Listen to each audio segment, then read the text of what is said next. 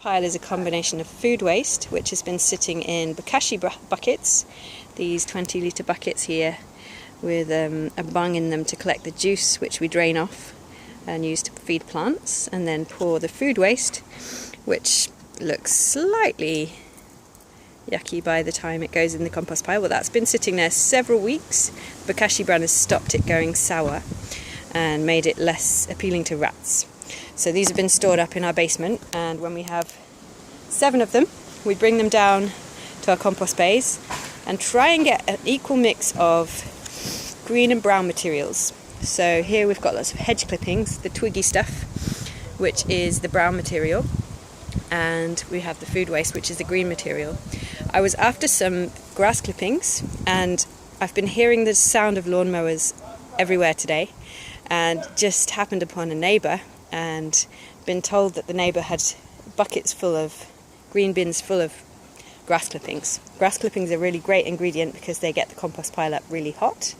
But he's brought it down here and emptied it out, and it turns out that it's quite a mix of different things.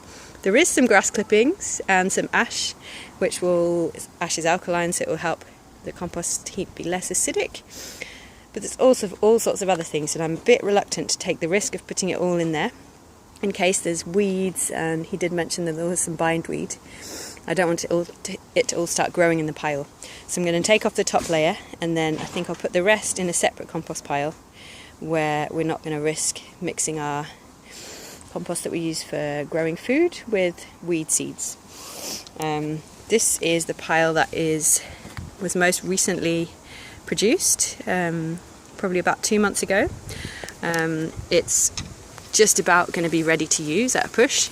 Ideally it would be more mature, but this year we want all the soil we can get, and so does everybody else. So it's full of worms, and it's quite woody from the wood chip we put in there. It was 50-50 wood chip and food waste last time, but we haven't got the wood chip this time because the tree surgeons have, many of them aren't working like they were before, been furloughed, so we're making do with what we can find in the garden this time and what the neighbours can find too.